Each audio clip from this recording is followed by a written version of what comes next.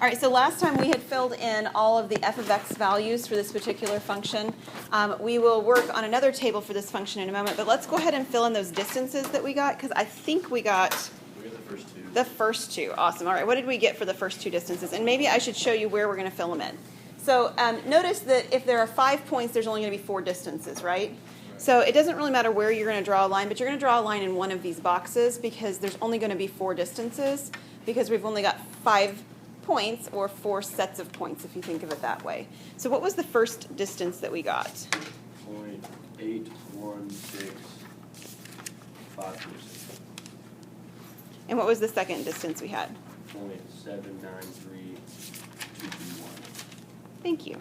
And just so that we have it on the board to remind you, we had a distance formula we were working with. Somebody tell me what was that distance formula? Square root of the quantity x1 minus x2 all squared plus quantity y1 minus y2 squared. Perfect. All right, so we're ready to do those last 2 distances. And this calculator's been used since we did it last time, so I'll have to see what's in here. So we had a square root going on. We talked about that double parenthesis in there, right? And then we have to do our 2 x values, or the y values first, it doesn't matter. We were doing in the order of what we had on the board, so we did our 2 x values. So on this particular one, we're at the point of doing 2.25 and 1.5 squared. And then we had the plus sign. And then we had our 2 y values, and so they were 1.802775 and 1.581138 squared, and then we can close that last parenthesis to get our third distance. Okay, I did something wrong. Let me see what I did wrong. I forgot to open a parenthesis here. All right, good to know. All right. Is this what we have? Oh no, that's sorry. Okay, so this is saying 782063. And then we have one more to do. And we talked about, since the subtraction doesn't matter, we don't need to switch the orders around to actually match the order on the board because we're squaring things. So I can leave the 2.25 because that's one of my 2 points, and I can change the 1.5 to the 3. And then I can leave the 1.8-ish number and change that other number to the 2. And get the last distance. So this is the distance between the x values of 225 and 3, which is going to be 775,498. And then we talked about the very, very end of class, and most of you are packing up, so you may not have even heard what we do with these next, but what did we do with them? One of you guys talked to me in the front because one of you were asking me at the end, are we going to do something? Who was it? Was it you? Oh, yeah. I think Okay. So now that we have the lengths, we're going to add them all together and then get the estimated length. Right. And there's a picture in your book, and so you've got an image. This is a square root image of something like this basically going on. The graph looks more or less like this. And we're finding these 4 values that look something like this, these straight lines. So you can't even hardly see them, but you can almost see that straightness right here. We've got these 4 straight lengths that we're finding, and then we're adding those 4 lengths together to get the approximation for the length of the curve. So grab your calculator again.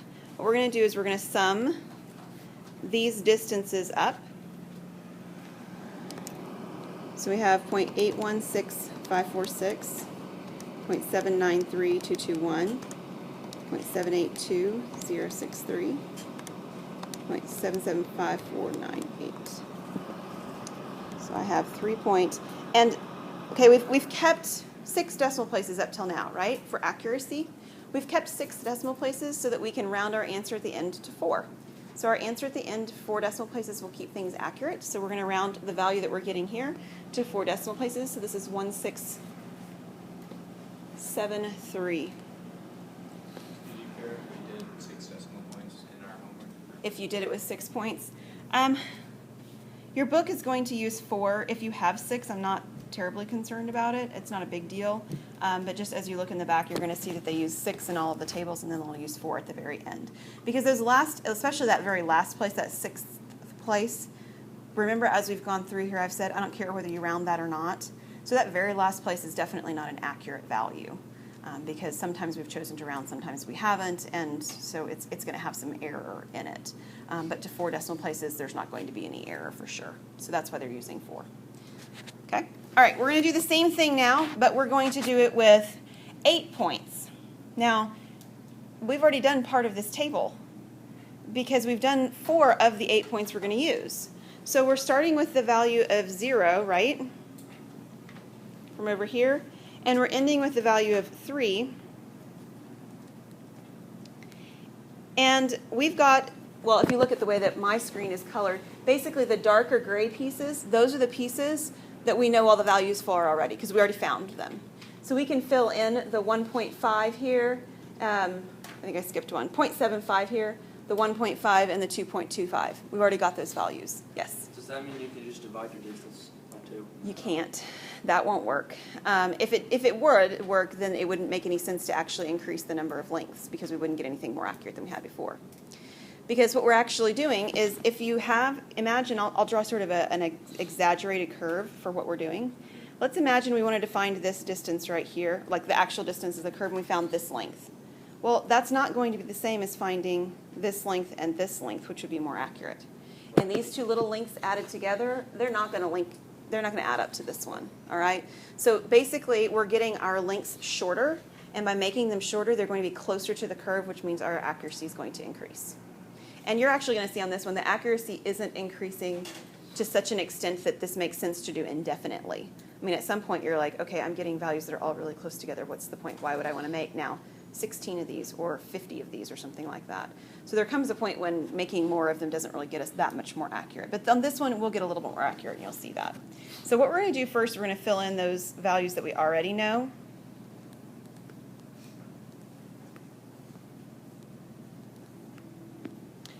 So 1.3 to 2875. 1.581138.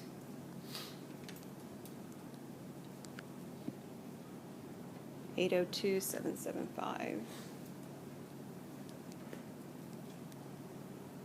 And then 2. So we've got, well, if not half the table, at least about a third of the table, or thereabouts a quarter of the table filled in. And we're going to fill in the other pieces using the other values. So the first thing we need to know is we need to know the value that's halfway between 0 and 0.75.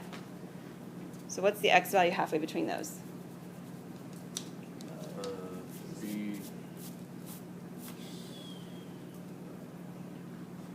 3 what?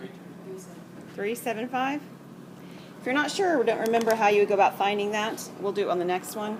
You're adding the 2 values together, so 0.75 is our next one, for instance. And then the 1.5, you add those together and you divide by 2. So it works for the x values, what you were suggesting, because all we're doing is we're subdividing the lengths of the x values, but the y values are going to change. Okay? So we can't do the same process for the y values. All right, so what I have here, 1.125. We can do the same thing again, 1.5 plus 2.25, and then divide by 2. 1.875. And then 2.25 and 3 divide by 2. I know some of you can do these particular ones in your head. There may be some that you're going to want to not do in your head, that they're going to look a little bit more complicated. 2.625. So now you have a process by which you can find those. All right, so there's 4 more y values I need to find now, and I can go into the table to find those. So I'm going to just delete the ones I have because we did those last time. I need 0.375, 1.125, 1.875, oops,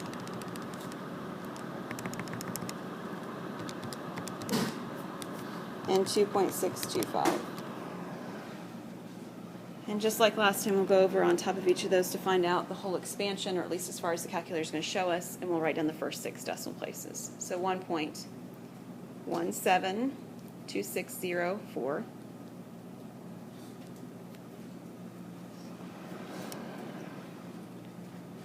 1.457738. Again, you can choose to round or not round that last one. It doesn't affect the final answer if you're using 4 decimal places. And then 1.69558 2. Last one, 1.90, 3943. And then we get to do all those distances again, right? It's the same formula I already have in the calculator back on my regular screen. So we can go through those one at a time. Well, I already used the screen for something else, so I'll type it in again. All right, we have the square root. I'm going to do my x value. So this is, in fact, let me show you a shortcut on the x values here. What can you tell me about the distance between every two pair of x values? 0.275. They are 0.375, all of them, right? On the last problem, they were all 0.75 because we equally spaced our x values apart, correct? So we don't even have to change that part of the problem every time. We know that the difference in the x values is 0.375, and I can just square that, and I don't even have to change that part of it. That's kind of going to cut us a little bit short on typing. But we do have to change the y values because they don't always have the same difference. So we will do the first one, which is 1.172604 minus 1 point. And I'm going to go ahead and put in 6 zeros because I know the rest of the answers I put in are going to have 6 places where I'm going to have other values in anyway. So I'm going to put 1 point and then 6 zeros. And then I'm going to square that, close one more parentheses. The first place I'm going to mark out because I'm doing the distance between these 2 points, and I'll write it down here in this line. So my first distance is 0.412816. And then I can leave the value of the 17604 because it's one of my next values, and I can change the 1 to 322875 to get my second value. You push alpha solve on that? Yeah, you mean to pull it back up? Yes, you hit second and you hit enter. Second enter will pull back up the line before so that you don't have to type it in again. Yep. All right, 403988. Okay, now I'm going to leave the 322 one in there because that's one of these two values I'm doing next, right, is the 322 value. So this 45 value, that's the one I'm going to change in the screen. So up here where I had 172, I'm going to change it to 322. No, I'm sorry, I said the wrong thing. Yeah, exactly, 581138. Yeah, so you're just alternating each time which value you're changing. So you only have to change one thing at a time. That's the idea. All right, I think I got it in there. Oh, I put the wrong one. It was 45. I'm sorry. I jumped ahead to the wrong line. 457738. That's what I'm supposed to do. All right, so this is 0.398514. Okay, and so just like you said, I'm going to leave that 45 here this time, the one that I just entered, and I'll change the other one to the 581138. 0.394782. All right, we'll change that 45 one to 695582. This is 0.392075.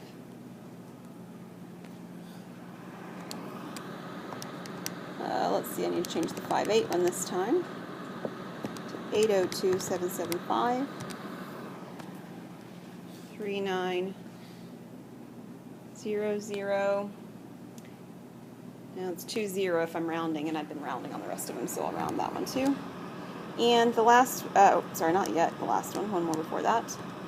903943.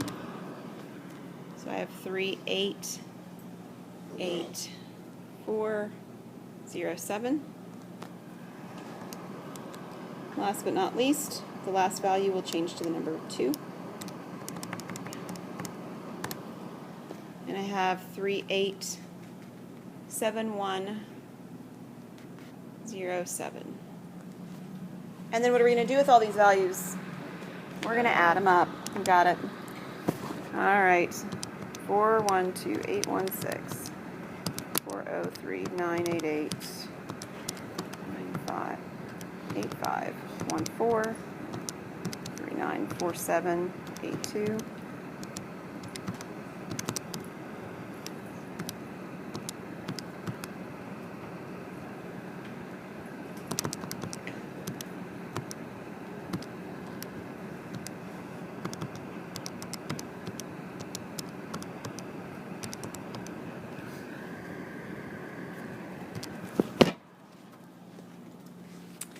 Let's write this way.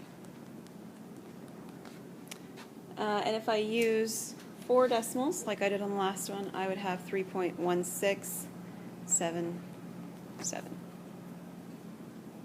That's not significantly different than the last one, right?